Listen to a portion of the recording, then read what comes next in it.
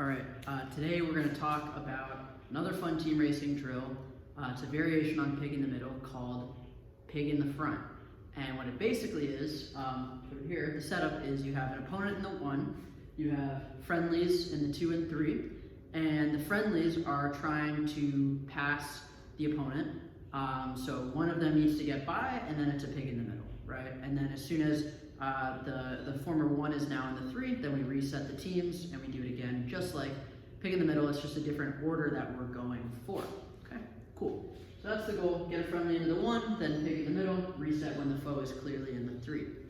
Okay, so our first technique for pig in the front on a downwind is called the high-low. It also works on the reach, and basically it's the concept is that the 1 needs to cover somebody, and these 2 boats are going to split, and therefore make it really hard for the 1 to make a decision. So I'll show. So the 1 will go around the mark and maybe wing, right? The 2 will go around the mark and reach, and the 3 will go around the mark and go dead downwind. Okay? And now the 1 kind of has a decision, and if you're a trigger happy 1, what the 1's most likely going to do is they're going to say, oh shoot, I need to bump this guy, so they'll bump the 1, the 2, and now the 3 will get passed, and now it's pig in the middle, right? So you want to avoid bumping as the 1 if possible, right? I'll add that. Avoid bumping. I'll put that over here. Avoid bumping. Okay, so we want to avoid bumping. So what can we do? Well, we'll get to that soon, but let's talk about the goals of the trailing team, right? So A, it is for the boat that's going high with the 1 to get on their breeze, right? To send their bad air at them, and it'll slow them down a lot. Sorry, my marker is almost out of ink. And just keep in mind, I said here, the apparent wind direction of the opponent. So if they're going straight down, then their apparent wind is probably dead behind them. But if they're reaching, their apparent wind's probably more like this. So you have to get all the way over here to actually affect their breeze. You need to get really high on them, okay? Now, what if they go low? What if they just wing right away? Well, same thing, you're gonna reach initially, and we're gonna make something called a wall, right? Call this wall, right? So we have our sails here, and basically somebody is on their jib, so their mainsail is on their jib, and hopefully somebody's mainsail is on their main, right? And we're just putting a ton of bad air on them, and it's gonna reel them in pretty quick. Then they're gonna kind of be like, oh, what do I do? Well, they'll probably try and bump you, and then from there it's a pig in the middle, right? So we really, really want the 1 to try and bump the 2. That is like ideal, right?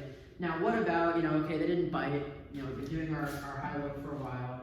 Now we're gonna jibe onto starboard for the final run to the mark. Well, this is kind of our chance. Now we've done, it's an inverted high-low, right? It's a high-low going back the other direction, like a starboard tack high-low. And now we want so badly for this boat to bump this boat. So, I'd recommend sailing, really close to them, whatever you can do to, get them in a position where they're getting nervous that you're going to pass them and they're going to bump you, right? And then here, the 2 just sails to leeward, double jibes, and then, we can just do a pass back right there, right? So high-low, basically 3 techniques to remember. We have our high-low, which I showed you here. High-low, so the boat in the 2 reaches and goes high, and the boat in the 3 goes straight down. We have the wall, which we're both winging. If they're winging, we're both winging on top of them. And then we have the inverted high-low, like this. And our goal in all of them is for the 1 to luff one of our teammates, either us or the 2, right? So now let's talk about reaches. So we have reach high-lows. These are pretty simple.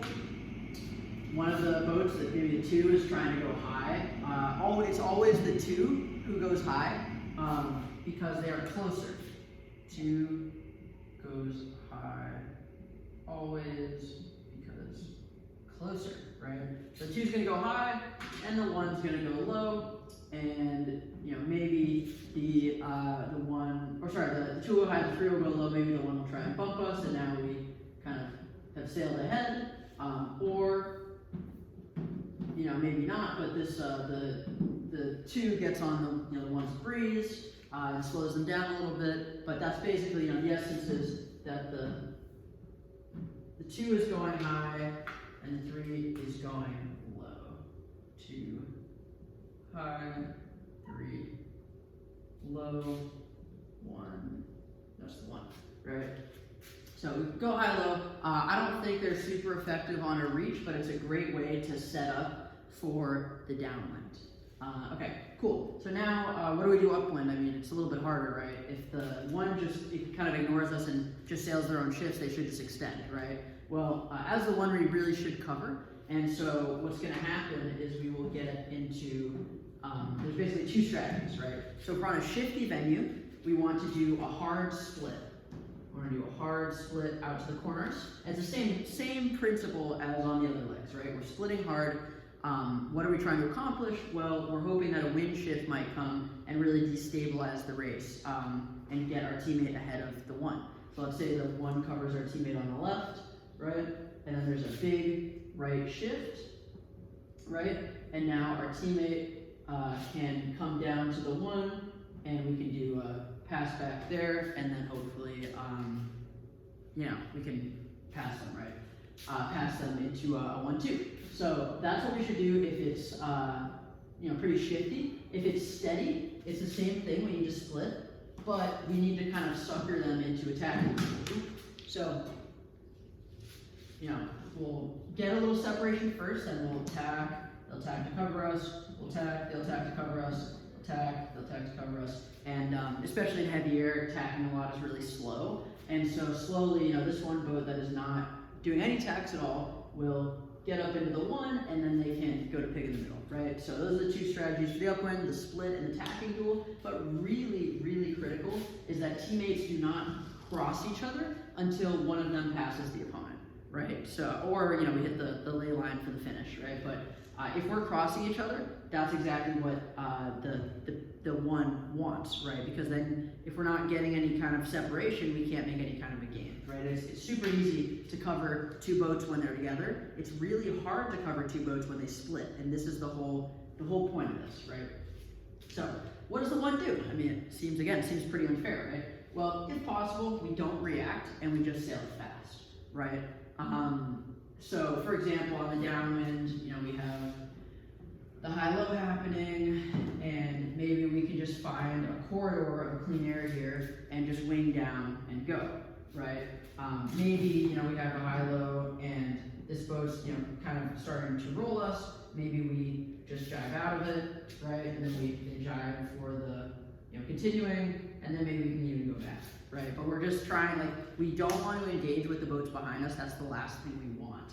And that's why I said avoid bumping. So on the reach and on the run, we want to avoid, we just sail towards the mark and keep our air clean if possible, right?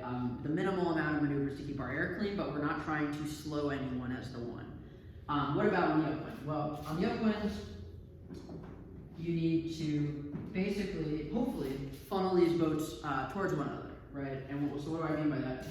Well, if you tack right in front, and this is actually very important to know, we'll talk about this in our upwind section for 3v3.